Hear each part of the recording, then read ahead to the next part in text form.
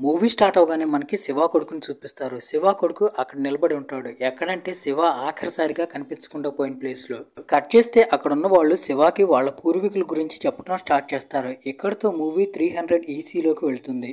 ఆ ప్రదేశాన్ని కదంబ వంశానికి చెందిన వాళ్ళు పరిపాలిస్తూ ఉంటారు. శివ వాళ్ళ పూర్వీకులు ఒక అడవిలో ఉంటూ ఉంటారు. ఆ ప్రదేశాన్ని కాంతారా అంటారు. శివ వాళ్ళ పూర్వీకులు ఎక్కడుంటారో ఆ ప్రదేశం చాలా మహిమ గలది, దైవికమైన శక్తులు కలది. ఆ ప్రదేశాన్ని దేవతల మధువనం అని కూడా అంటారు. అప్పుడే వాళ్లలో బేది అనే అమ్మాయికి ఒక రాయి దొరుకుతుంది. నిజానికి అది రాయి కాదు, కాంతారా అడవి దైవం. ఆ శక్తే చాలా సంవత్సరాలుగా కాంతారా అడవిని రక్షిస్తూ ఉంటుంది. దీని తర్వాత మనకి కాదంబ వంశానికి చెందిన బాంగడ్ రాజ్యానికి సంబంధించిన రాజును చూపిస్తారు. వాడు చాలా క్రూరుడు. రాజుకు తన రాజ్యం కంటే ఇంకా ఏది ముఖ్యమైంది కాదు. అందుకే మిగతా వాళ్ళందరినీ పనిచేసే బానిసలుగా చూస్తూ ఉంటాడు. అందుకనే వాళ్ళందరినీ విపరీతంగా హింసిస్తూ ఉంటాడు. అప్పుడే రాజుకి కాంతారా అడవి గురించి తెలుస్తుంది. రాజుకి కాంతారా అడవిలో ఉన్న దైవిక శక్తుల గురించి కొంచెం నాలెడ్జ్ ఉంది, కానీ అక్కడ దొరికే కొన్ని రకాల అరుదైన వస్తువులతో ప్రపంచం మొత్తం మీద బిజినెస్ చేయొచ్చు అనే విషయం రాజుకు తెలియదు. దాంతో రాజు అక్కడున్న వాళ్ళలో చాలా మందిని చంపేస్తాడు. కొంతమంది తన బాంగ్రా రాజ్యంలో బానిసలుగా పెట్టుకుని పనిచేయిస్తూ ఉంటాడు. అప్పుడే రాజుకి భైరవ అనే ఒక వ్యక్తి కనిపిస్తాడు. అతను చేపలు పడుతూ ఉంటాడు. నిజానికి అతను కూడా కాంతారా అడవిలో నివసిస్తూ ఉంటాడు. అప్పుడే ఈ విషయం రాజుకు తెలుస్తుంది. రాజు భైరవాన్ని చంపేయబోతాడు. అప్పుడే భైరవ జేబుల నుండి కొన్ని అరుదైన వస్తువులు కింద పడతాయి. అవి చూసి రాజు షాక్ అయిపోతాడు. భైరవాని అవి నీకెక్కడవి అని అడుగుతాడు. ఎందుకంటే అలాంటి వస్తువులు ధాన్యం ఎక్కడా దొరకవు. అప్పుడే రాజుకి ఒక ఆలోచన వస్తుంది. అదేంటంటే ఈ ధాన్యం మొత్తం కానీ నా దగ్గర ఉంటే నేను చాలా మందితో వ్యాపారం చేయొచ్చని. దాంతో రాజు వెంటనే ఒక డెసిషన్ తీసుకుంటాడు. ఏంటంటే కాంతారా అడవికి వెళ్ళి అక్కడున్న వస్తువులన్నింటినీ దక్కించుకోవాలని. రాజు చాలా బలవంతుడు, అలాగే క్రూరుడు. ఎంత క్రూరుడు అంటే రాజు తన కొడుకు రాజశేఖర్కి 5 లేదా 6 సంవత్సరాలే ఉంటాయి. అయినా కానీ అతను కూడా తనతో పాటు కాంతారా అడవికి తీసుకువెళ్తాడు. రాజు ఏమనుకుంటాడంటే ఈజీగా వెళ్ళి అక్కడున్న వాటన్నిటిని తనతో పాటు తేలిగ్గా తెచ్చుకోవాలనుకుంటాడు. అదే రాజు చేసిన పొరపాటు. రాజు అక్కడికి వెళ్ళగానే ఆ అడవిలో ఉన్న దైవిక శక్తులన్నీ బయటికి వచ్చి రాజు సైనికుల మీద అటాక్ చేసి వాళ్ళందరినీ చంపేస్తాయి. ఆఖరికి రాజు కూడా చనిపోతాడు. చివరికి రాజశేఖర్ ఒక్కడే మిగులుతాడు. రాజశేఖర్ ఎలాగోలా సముద్రం ఒడ్డు నివసించే కార్పు సముదాయం దగ్గరికి చేరుకుంటాడు. ఇక్కడ మీకు కార్పు తెగ గురించి ఒక విషయం చెప్పాలి. అదేంటంటే కాంతారాలో దైవిక శక్తులు ఎలాగైతే ఉంటాయో కార్పు వాళ్ళ దగ్గర దుష్ట శక్తులు ఉంటాయి. వీళ్ళు చాలా సార్లు కాంతారాలో ఉండే దైవిక శక్తుల్ని భస్మం చేయడానికి ట్రై చేశారు. అయితే ట్రై చేసిన ప్రతిసారి ఫెయిల్ అవుతారు. వీళ్ళు అడవుల మధ్యలో సీక్రెట్ గా ఉంటూ క్షుద్ర పూజల్ని ప్రాక్టీస్ చేస్తూ ఉంటారు. కార్పు సమూహానికి సంబంధించిన వాళ్ళు రాజశేఖర్ని క్షేమంగా బాంగ్రా రాజ్యానికి పంపుతారు. వాళ్ళు హెల్ప్ చేయడం వల్లే రాజశేఖర్ క్షేమంగా బాంగ్రా రాజ్యానికి చేరుకుంటాడు. అందువల్లే రాజశేఖర్కి వాళ్ళంటే చాలా గౌరవం. రాజశేఖర్ కూడా వాళ్ళ నాన్నలాగానే ఆ రాజ్యాన్ని పరిపాలిస్తూ ఉంటాడు. కొన్ని సంవత్సరాలు గడిచిపోయిన తర్వాత రాజశేఖర్కి ఒక కొడుకు, ఇంకో కూతురు పుడతారు. కొడుకు బాగానే ఉంటాడు, కానీ కూతురు పరిస్థితి అసలేం బాగాదు. ఆరోగ్యం బాగాదు. దాంతో పాటుగా ఒక కాలు ఒక చెయ్యి కూడా పనిచేయదు. దాంతో రాజశేఖర్ కార్పు సముదాయానికి సంబంధించిన వాళ్ళ నుండి హెల్ప్ అడుగుతాడు. వాళ్ళు రాజశేఖర్ కూతుర్ని పూర్తిగా నయం చేస్తారు. రాజశేఖర్ కొడుకు పేరు కులశేఖర్, అలాగే రాజశేఖర్ కూతురు పేరు కనకవతి. కట్ చేస్తే మనకి ఇంకో వైపు ఒక లోయలో వదిలి వెళ్లిపోయిన చిన్నపిల్లోడిని చూపిస్తారు. ఆ చిన్నపిల్లోడి చుట్టూ ఒక పులి తిరుగుతూ ఉంటుంది. కాంతారాకు సంబంధించిన వాళ్ళు ఆ చిన్నపిల్లోడిని చూసి వాళ్ళు యాక్సెప్ట్ చేస్తారు. వాళ్లే ఆ చిన్నపిల్లోడిని పెంచుతూ ఉంటారు. అలా చూస్తూ ఉండగానే చాలా సంవత్సరాలు గడిచిపోతాయి. ఇప్పుడు మనకి రాజశేఖర్ కొడుకు కులశేఖర్ ని చూపిస్తారు. రాజశేఖర్ ఏమనుకుంటాడంటే మా నాన్న రాజుగా ఉన్నప్పుడు నేను సింహాసనం మీద కూర్చోలేదు, ఎందుకంటే చిన్నప్పుడే వాళ్ళ నాన్న చనిపోయాడు. అందువల్ల రాజశేఖర్ తన కొడుకుని తాను బతికుండగానే సింహాసనం మీద కూర్చోబెట్టాలనుకుంటాడు. అందువల్ల రాజశేఖర్ తన కొడుకు కులశేఖర్ని ఇప్పుడు బంగ్రా రాజ్యానికి రాజుని చేస్తాడు. రాజశేఖర్ తొందరపడి ఒక తప్పుడు నిర్ణయాన్ని తీసుకున్నాడు. అదేంటంటే కులశేఖర్ని రాజ్యానికి రాజుగా చేయటం. అయితే కులశేఖర్ దగ్గర అంత టాలెంట్ లేదు. కులశేఖర్ ఎప్పుడు తాగుబోతు ఫ్రెండ్స్తో తిరుగుతూ ఉంటాడు. అన్నిటికంటే ముఖ్యమైన విషయం ఏంటంటే కులశేఖరే ఒక పెద్ద తాగుబోతు.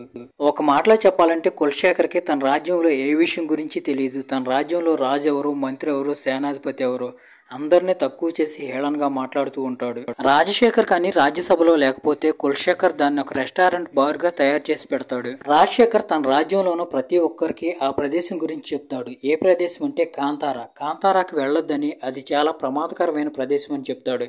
ఎందుకంటే రాజశేఖర్ స్వయంగా తన తండ్రి చిన్నప్పుడు తన కళ్ళ ముందే చనిపోవటం చూశాడు. ఆ సంఘటన తర్వాత రాజశేఖర్కి కాంతారా అంటే విపరీతమైన భయం ఏర్పడిపోయింది. ఎంత విపరీతమైన భయం అంటే అప్పటి నుండి ఇప్పటి వరకు కనీసం ఒక్కసారి కాంతారా వైపు తల తిప్పి కూడా చూడలేదు. రాజశేఖర్ కులశేఖర్ కూడా స్ట్రైట్గా అదే విషయాన్ని చెప్తాడు, నువ్వు ఎప్పటికీ కాంతారా వైపు వెళ్ళొద్దని. కానీ రాజశేఖర్ కొడుకు కులశేఖర్ అసలు రాజశేఖర్ మాటలు పట్టించుకోడు. అతను తాగుబోతు ఫ్రెండ్స్తో కలిసి రాజశేఖర్ ఏది చేయొద్దంటే అదే చేస్తాడు. దాంతో వాళ్ళంతా కలిసి కాంతార వైపు బయలుదేరతారు. ఎందుకంటే రాజశేఖర్ ఇప్పుడు రాజు అయ్యాడు కదా, ఫ్రెండ్స్ మొత్తం పార్టీ అడుగుతారు. అయితే పార్టీ ఇవ్వటానికి కుదరదు. అందుకనే వాళ్ళందరూ కలిసి షికారుకు వెళ్తారు. వాళ్ళు వేటకు వెళ్ళటానికి కాంతార అడవిని సెలెక్ట్ చేసుకుంటారు. తాగిన మత్తులో వాళ్ళు కాంతారాలకు వెళ్ళిపోతారు. అయితే మొదట్లో అంతా నార్మల్గానే ఉంటుంది. ఉండే కొద్ది విషయాలు భయంకరంగా మారిపోతూ ఉంటాయి. మెల్లమెల్లగా ఆ దైవిక శక్తులు బయటకు వచ్చి కులశేఖర్ సైనికుల మీద అటాక్ చేసి వాళ్ళందరినీ చంపేస్తాయి. అయితే కులశేఖర్ తన ఫ్రెండ్స్ అవకాశం చూసుకుని అక్కడి నుండి ప్రాణాలతో తప్పించుకుంటారు. ఇప్పుడే మనకి బైరమీని చూపిస్తారు. బైరమీనే ఈ మూవీ హీరో. ఇక్కడే మనకు తెలిసే ఇంకో విషయం ఏంటంటే కులశేఖర్కి సంబంధించిన సైనికుల్లో ఒక సైనికుడు కాంతార వాళ్ళకి చిక్కుతాడు. ఇక్కడే స్ట్రైట్గా ఒక విషయం చెప్తారు. అదేంటంటే కాంతారాని ఎవరైనా తప్పుడు దృష్టితో చూస్తే వాళ్ళని కాంతారా వాళ్ళు పట్టుకొని నిర్దాక్షిణ్యంగా నరికి చంపేస్తారు. అప్పుడే కాంతారాకు సంబంధించిన పెద్ద తన మనుషులతో మాట్లాడుతూ ఇలా ఎవరు పడితే వాళ్ళు కాంతారాలోకి ఇల్లీగల్గా ఎంటర్ అవుతూ ఉన్నారంటే ఏదో ఒక రోజు అందరూ కలిసి మన మీద కూడా అటాక్ చేస్తారు. అందువల్ల మీరు ఇప్పుడు నుండి కాంతారా బోర్డర్లో కాపలా కాయమని చెప్తాడు. ఎందుకంటే ఎప్పుడైనా ఏదైనా జరగచ్చు. అయితే బైరమి ఈ మాటలన్నిటితో అగ్రీ అవ్వడు. బైరమి ఈ మాటలన్నిటిని చీఫ్ మొఖం మీద చెప్పడు, కానీ తన ఫ్రెండ్స్తో చెప్తాడు. వాళ్ళు ఒకవేళ కాంతారాలోకి ఇల్లీగల్గా ఎంటర్ అయ్యారంటే మనం కూడా వాళ్ళుండే ప్లేస్లోకి ఎంటర్ అవ్వగలుగుతాం. అక్కడికి వెళితే కదా అక్కడ ఏముందో తెలిసేది అని అంటాడు. వాళ్ళందరూ చిన్నితో మాట్లాడతారు. నువ్వు ఎలాంటి మోసం చేయకుండా మమ్మల్ని కానీ ఆ ప్లేస్కి తీసుకువెళ్ళావంటే నేను వదిలేస్తామని. వాళ్ళందరూ చిన్నే హెల్ప్తో బాంగ్రా రాజ్యానికి చేరుకుంటారు. అక్కడ ఒక పెద్ద గేట్ ఉంటుంది. గేట్ క్రాస్ చేయాలంటే ఒక సైనికుడి హెల్ప్ కావాలి. వీళ్ళ దగ్గర చిన్నే ఉన్నాడు కాబట్టి ఎలాంటి ప్రాబ్లం లేకుండా ఈజీగా వాళ్ళు గేట్ క్రాస్ చేసి లోపలికి వెళ్తారు. బైరమితో పాటు 7-8 మంది ఉంటారు. వాళ్ళందరూ కలిసి ఆ రాజ్యంలోకి ఎంటర్ అవ్వగానే అక్కడ చూసి షాక్ అయిపోతారు. ఎందుకంటే అక్కడ పెద్ద పెద్ద మేడలు ఉంటాయి. అప్పుడే మొదటిసారిగా బైరమే కనకవతిని చూస్తాడు. సడన్గా అప్పుడే తేనెటీగలు వచ్చి అటాక్ చేస్తాయి. అయితే బైరమే కనకవతిని కాపాడుతాడు. తర్వాత కనకవతి బైరమితో నువ్వు సైనికుడు అని అడుగుతుంది. దానికి బైరమే సైనికుడైతేనే మిమ్మల్ని కాపాడాలా అని అంటాడు. వాళ్ళు లోపలికి వెళ్ళిన తర్వాత చూస్తే బజార్లో రకరకాల సామాన్లు అమ్ముతూ ఉంటారు. ఆ సామాన్లన్నీ కాంతారాలో దొరికాయి. అక్కడున్న మనుషులన్నింటినీ ఎక్కువ వస్తువులు ఇచ్చి వాటిని కొంటూ ఉంటారు. వాటిని చూసి వాళ్ళకి అర్థమయ్యే విషయం ఏంటంటే ఆ వస్తువులకి చాలా ఎక్కువ విలువ ఉందని. బైరమితో ఉన్న వాళ్ళందరూ ఆ వస్తువుల్ని వాళ్ళ దగ్గర పెట్టుకుంటారు. ఎందుకంటే అవి కాంతారాకు సంబంధించిన వస్తువులు. దాంతో వాళ్ళ మీద దొంగతనం ముద్ర వేస్తారు. ఇంకోవైపు రాజ్యంలో ఉన్న వాళ్ళందరికీ వాళ్ళు సైనికులు కాదని బయట ఎక్కడి నుండి వచ్చారని తెలుస్తుంది. అయితే బాంగ్రా రాజ్యంలో ఉన్న సైనికులు బైరమిని అలాగే బైరమి ఫ్రెండ్స్ని పట్టుకోవడానికి ట్రై చేస్తారు. వాళ్ళు ఎంత పట్టుకుందామని ట్రై చేసినా కానీ వీళ్ళు దొరకరు. వాళ్ళని పిచ్చి కుక్కలను కుట్టినట్టు కొడతారు. అయితే లాస్ట్కి ఎలాగోలా చేసి సైనికులు బైరమిని అతని ఫ్రెండ్స్ని బంధిస్తారు. ఎప్పుడైతే ఈ విషయం కులశేఖర్కి తెలుస్తుందో కులశేఖర్ వాళ్ళందరినీ కాలకోట్లో బంధించి విపరీతంగా కొట్టిస్తూ ఉంటాడు. అయితే వాళ్ళు వీళ్ళని ఎంత కొడుతున్నా కానీ వీళ్ళకేం కాదు. కొట్టేవాళ్ళు అలసిపోతూ ఉంటారు. అప్పుడే బైరమి వాళ్ళకి మేము కాంతారా నుంచి వచ్చామని చెప్తాడు. అయితే కులశేఖర్కి కాంతారా గురించి ఏమీ తెలియదు. కాంతారా పేరు మాత్రమే విన్నాడు. అందువల్ల కులశేఖర్ కాంతారాని పెద్ద సీరియస్గా తీసుకోడు. దాంతో పాటుగా బైరమే కులశేఖర్కి ఎలాంటి రెస్పెక్ట్ ఇవ్వకుండా ఎలా బలితే అలా మాట్లాడతాడు. దాంతో కులశేఖర్కి విపరీతమైన కోపం వస్తుంది. బైరమేని మళ్ళీ కొట్టిపోతాడు. అయితే అప్పుడే అక్కడికి రాజశేఖర్ వస్తాడు. అప్పుడు రాజశేఖర్ చెప్తాడు, వీళ్ళు కాంతారాకు సంబంధించిన వాళ్ళు, వీళ్ళని ఏం చేయకూడదు. వీళ్ళని కాల్కోటలోనే ఒక 10 రోజులు బందీలుగా ఉంచండి. తర్వాత వీళ్ళని 100 నాణ్యాలకి అమ్మేయమని చెప్తాడు. అప్పుడే రాజు అంగరక్షకుడు కొడుకు పిప్పే కాలకోటరీలోకి వచ్చి వాళ్ళందరినీ కొట్టబోయే ముందు వాళ్ళతో మాట్లాడుతూ మీ అందరికీ ఇదే ఆఖరి రోజు. ఈ తర్వాత మీరు సూర్యోదయాన్ని చూడలేరని చెప్తాడు. తర్వాత అక్కడున్న సైనికులతో ఇక్కడ ఏం జరిగినా కానీ మీరెవరో లోనకు రావద్దని చెప్తాడు. అయితే పిప్పేకి లోనకు వెళ్ళిన తర్వాత వాళ్ళు కాంతారాకు సంబంధించిన మనుషులని తెలియటంతో ఎంత వేగంగా అయితే లోపలికి వెళ్ళాడో అంతకు రెట్టింపు వేగంతో బయటికి వచ్చేస్తాడు. కట్ చేస్తే పిప్పే తన ఫ్రెండ్స్తో కలిసి మత్తు కొడుతూ ఉంటాడు. అప్పుడే బైరమే తన దగ్గరున్న ఒక ఆకుని పిప్పేకి ఇస్తాడు. ఆ ఆకు మత్తు చూడగానే పిప్పేకి అతని ఫ్రెండ్స్కి ఆ మత్తు నషాలానికి అంటుతుంది. అప్పుడు పిప్పే బైరమేతో మాట్లాడుతూ ఒకవేళ ఈ ఆకు కానీ మాకు దొరికితే ఈ ఆకుతో కూడా వ్యాపారం చేయొచ్చని అంటాడు. బైరమే ఎక్కడైతే నిలబడి ఉన్నాడో అక్కడ నుండి బాంగ్రాది ఓడరేవు మొత్తం కనిపిస్తూ ఉంటుంది. అప్పుడు బైరమేకి ఒక ఐడియా వస్తుంది. అదేంటంటే వాళ్ళ దగ్గర ఉన్న వస్తువులన్నీ ఇక్కడికి తీసుకొచ్చి బాంగ్రాలో అమ్మితే ఎలా ఉంటుంది. ఎందుకంటే బాంగ్రాలో వాళ్ళు కొనుక్కునే వస్తువులన్నీ బైరమి వాళ్ళ దగ్గర ఉన్నాయి. దాంతో బైరమి వెంటనే అక్కడ నుండి కాంతారాకు వస్తాడు. అక్కడికి వచ్చిన తర్వాత తన మనుషులతో తన మనసులో ఉన్న మాట చెప్తాడు. అదేంటంటే మనం మన దగ్గర ఉన్న వస్తువులన్నింటినీ తీసుకెళ్లి బాంగ్రా రాజ్యంలో అమ్ముదాం, ఎందుకంటే అక్కడ వాటికి చాలా పెద్ద మొత్తంలో డిమాండ్ ఉంది. ఇప్పటి నుండి మనం వ్యవసాయం చేయడం స్టార్ట్ చేద్దాం, ఆ ధాన్యం మొత్తం బాంగ్రా రాజ్యంలో అమ్ముదాం, దాంతో మనకు కావాల్సినవి మనం తెచ్చుకోవచ్చు అని చెప్తాడు. దాంతో కాంతారాలో ఉన్న వాళ్ళంతా వ్యవసాయం చేయడం మొదలు పెడతారు. అలా చూస్తూ ఉండగానే వాళ్ళు చాలా పెద్ద మొత్తంలో ధాన్యాన్ని పండిస్తారు. ధాన్యాన్ని పండించిన తర్వాత ఓడరేవుకి తీసుకువెళ్ళి చిన్న సాయంతో వాటిని అమ్ముతారు. అయితే అక్కడికి వెళ్ళిన తర్వాత వాటిని ఎంతకు అమ్ముతారో వీళ్ళకి తెలియదు. ఎంతకు అమ్ముతారో తెలిసేసరికి వీళ్ళు షాక్ అయిపోతారు, ఎందుకంటే వాటి విలువ అంత ఎక్కువగా ఉంటుంది. అప్పటి నుండి వాళ్ళు వస్తువులు తీసుకొని ఆ ఓడరేవుకు రావటం, వాటిని అక్కడ అమ్ముతూ ఉంటారు. ఇలా జరుగుతూ ఉంటుంది. అయితే ఒకరోజు ఈ విషయం కనకబతికి తెలుస్తుంది. దాంతో కనకబతి ఓడరేవుకి వస్తుంది. అందరూ కనకవతి ఇప్పుడు ఈ వ్యాపారాన్ని ఆపేస్తుంది అనుకుంటారు. అయితే కనకవతి అందరినీ షాక్ చేస్తూ అలా చేయకుండా భైరమికి అలాగే తన ఫ్రెండ్స్కి హెల్ప్ చేస్తుంది. దాంతో పాటుగా భైరమి అలాగే కనకపతి చాలా క్లోజ్ అయిపోతారు. చూస్తూ ఉండగానే కనకపతి భైరమికి బిజినెస్ ట్రిక్స్ అన్నీ నేర్పుతుంది. భైరమి కూడా చాలా తొందరగా నేర్చుకుంటాడు. దాంతో కనకపతి చాలా హ్యాపీగా ఫీల్ అవుతుంది. వాళ్ళిద్దరూ ఒకళ్ళని ఇంకొకళ్ళు ఇష్టపడటం కూడా స్టార్ట్ చేస్తారు. అప్పుడు భైరమి కనకపతితో మాట్లాడుతూ, ఒకవేళ నువ్వు కానీ నన్ను ఇష్టపడితే నాతో పాటు రావాల్సి వస్తుంది, అలా రావడం నాకు ఇష్టం లేదు అని చెప్పి కనకపతి నుండి దూరంగా వెళ్ళిపోతాడు. కట్ చేస్తే కులశేఖర్కి బాంగ్రా ఓడరేవులో కాంతారాకు సంబంధించిన కొంతమంది వచ్చి వ్యాపారం చేస్తున్నారని తెలుస్తుంది.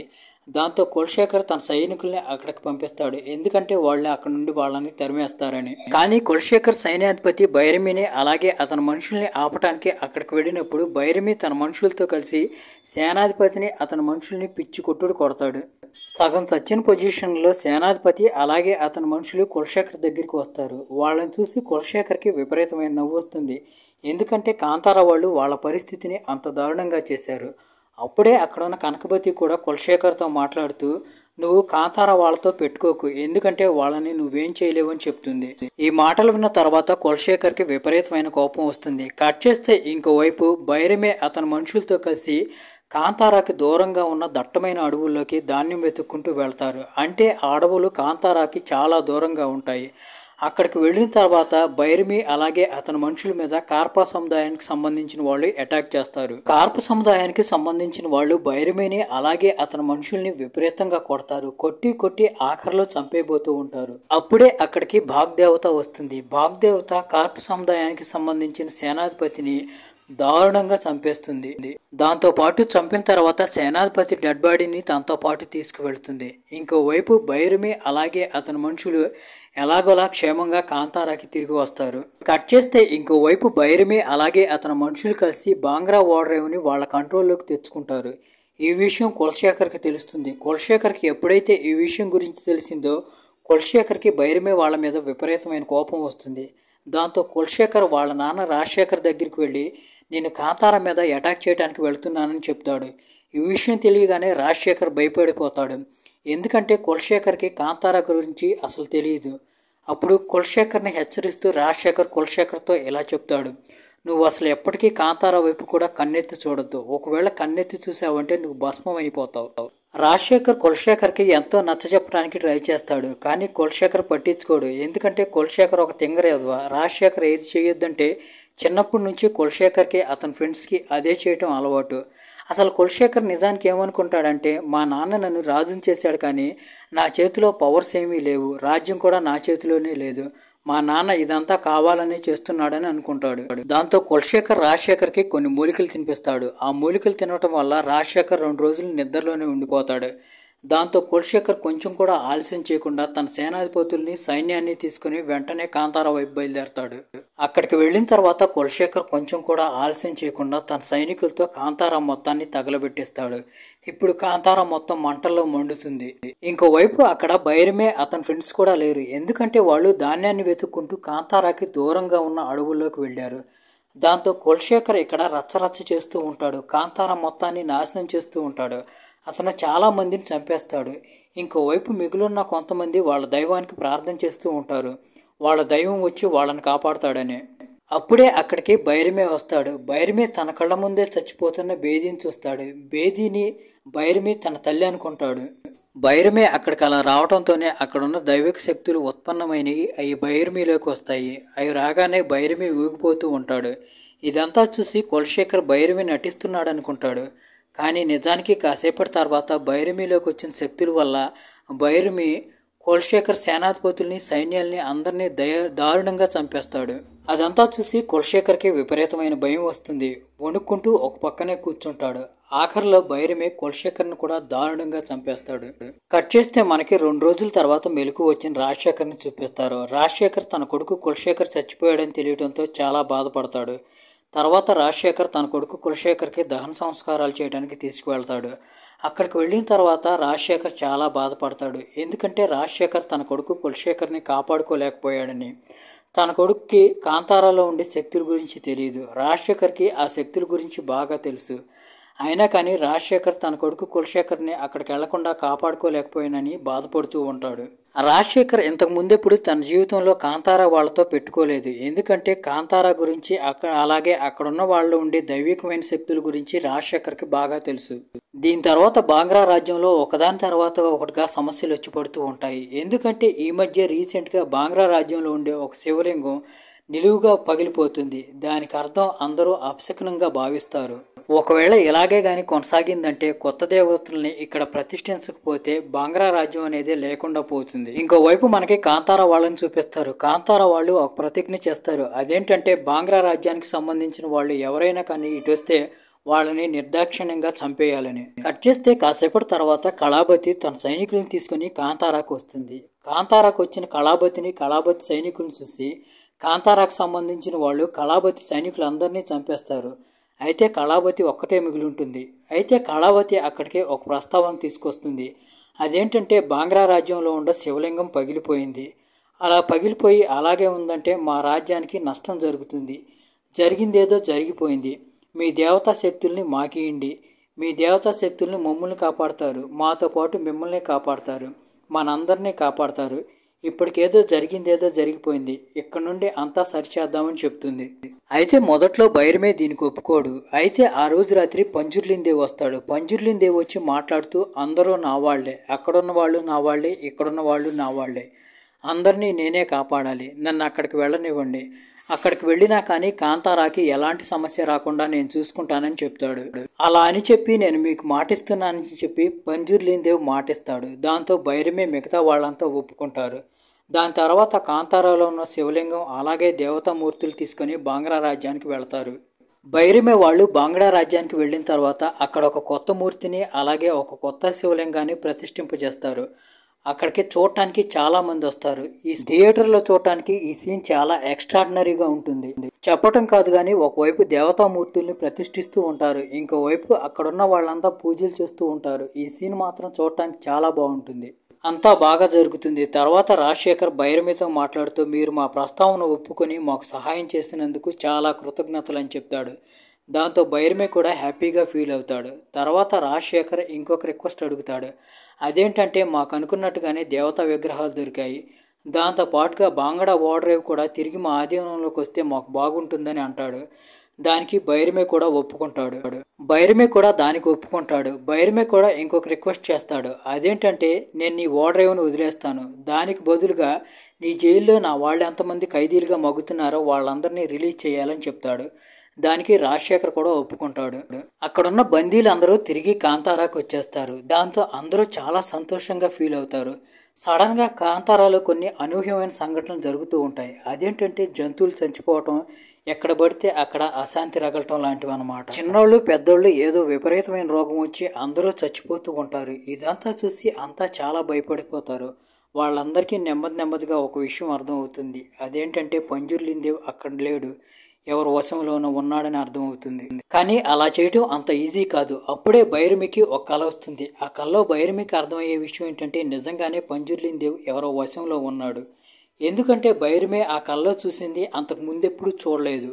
కళ్ళలో చూసింది చూసి భైరమే భయపడిపోతాడు. ఎందుకంటే ఇలానికి సంబంధించినవన్నీ కార్ప సముదాయానికి సంబంధించిన వాళ్ళే చేసేవాళ్ళు, వేరే ఎవరికి అలాంటి విద్యలు రావు. చాలా సంవత్సరాలుగా వాళ్ళందరూ దీని గురించి అధ్యయనం చేస్తూ ఉంటారు. ఇప్పుడే మనందరి ముందుకి ఒక పెద్ద పేరు వస్తుంది, అదే కనకబతి.